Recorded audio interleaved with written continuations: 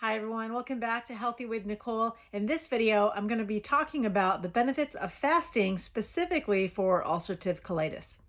So as you've seen in many of my videos before, I had a long run with ulcerative colitis and I did all the diets, all the medicines, everything that I knew possible, and even alternative medicines, and I still could not get rid of that ulcerative colitis.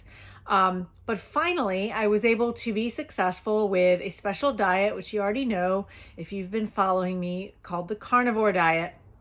And also, during that time, I practiced a lot of fasting.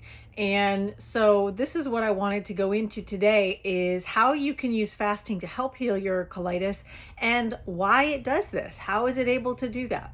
So first of all, I always like to say that fasting by itself may not be the cure-all for everything. It was a part of my healing journey, but I also addressed what I was eating. I also addressed my stress and dealt with some of those things that were, kind of hanging around in my psyche. So those were important, but also fasting, I know, made a huge difference. And I do remember even one specific time where I had completed my first, I think it was a 72-hour fast. And it had made such a noticeable difference from one period to the next that it was undeniable. And so it was kind of then that I was sold on intermittent fasting or extended fasting. Now, there are some things that you need to be careful with if you're fasting. First of all, if you're on medications and you need to have food with those medications, that's a concern. Also, if you have an eating disorder or have a history of eating disorders, you probably shouldn't fast. And then, of course, pregnant and nursing women, no fasting for you. But you can do that once you're, moved on from that phase. And the reason why you don't want to is because, basically nutrient reduction, but also from detoxification that can sometimes happen when you're fasting. So otherwise, I will say that for women, we have to be a little bit more careful in terms of how long and how frequent we fast. And so I'm a believer that women are safe to do it. However, if you do fast too long or too frequently, basically excessive fasting can be stressful on the body. You may see a reduction in thyroid function. You may see disruption in your hormones or in your cycle. So those things are possible. And that's why I kind of like to say, start with the intermittent fasting and then move on up if you feel good, but only do it occasionally. And really that's all your body needs. So let me get right into how I did it for intermittent fasting and what you can see as far as benefits. So for me, I always started with intermittent fasting, and I've been doing that for years. And once your body is acclimated, and also you are not on a high carbohydrate diet, or you at least have balanced your blood sugar, then you can move on to a little bit longer. The reason is because it will be very difficult for you to fast if you are used to having high and low blood sugar spikes and drops. It's just very difficult. Your blood sugar is going to drop when you're fasting. But oftentimes when we're used to eating a lot of carbohydrates, it makes it much, much harder.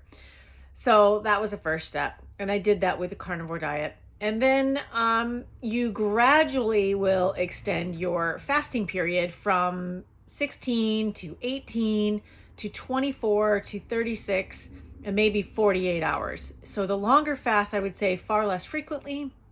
And not even that you have to do them at all. Some people will get plenty of results from just an intermittent fast, say 24 hours or less. So even one of those a week would be really fantastic. So what happens when you fast in regards to your stomach? First of all, the abstaining from food and stopping the need for the food to digest and the body to do that really difficult and energy consuming job of digestion gives your body a break. And it's just a resting period for your intestines where food doesn't have to come through. So if you're at a point where you have, you're at ulcerative colitis or you maybe even Crohn's, where everything you eat bothers you, this is a good person that can fast. Given that you don't fall into any categories that I mentioned at the beginning of this video, almost anybody that is at that point where everything you eat bothers you, that's probably a good candidate for fasting. And again, I would start slow. A simple, easy fast, even 12 hours, which seems like nothing, but a lot of people do snack throughout the night and even, late into the evening and early morning coffee or breakfast or something like that. So you will see just benefits from letting your digestive system rest, especially if you're at that point where anything you eat bothers you. Also, the next benefit from fasting is really about creating those ketones. So beta hydroxybutyrate is one of the main ketones that your body makes when it starts to become, basically dependent on your body fat. And so when you fast, your body will break down lean tissue and it'll break down body fat, pretty much break down whatever it needs to function. And this is why I don't recommend you do it for too long or too frequently, because it can be stressful on the body. But doing it for intermittent or occasionally a longer fast, your body will start to create these ketones, and they have an inflammatory effect on your body and on your gut. And so we know that colitis and Crohn's are both inflammatory conditions. So I believe that is probably why it did help me a lot, both the reduction in work for the gut and also resting the intestines and the added benefit of the beta hydroxybutyrate production into your body. So that's a benefit. And then, you're also making other things in your body like growth hormone and BDNF, which is brain-derived neurotrophic factor.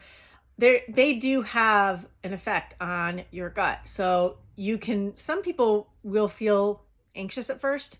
And occasionally I've had people say that they feel anxious when they fast. So that means you're fasting too long.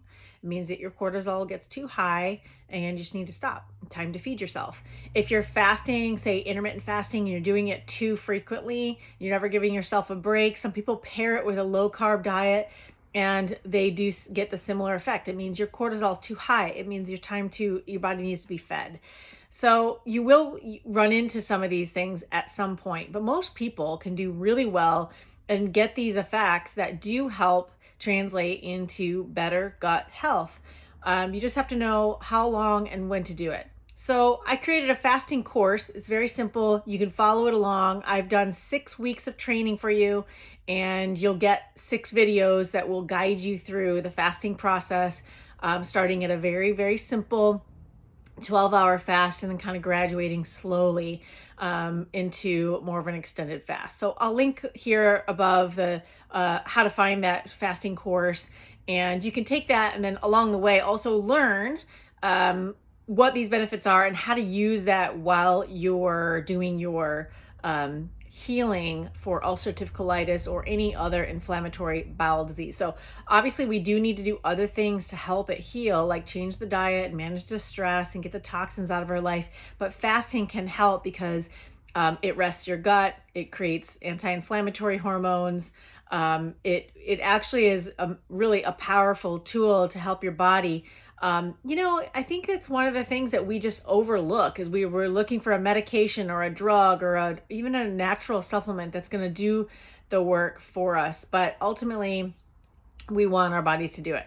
And through naturally detoxifying the body, by naturally letting your body handle digestion, your body will heal its own tissues and regenerate those things if allowed.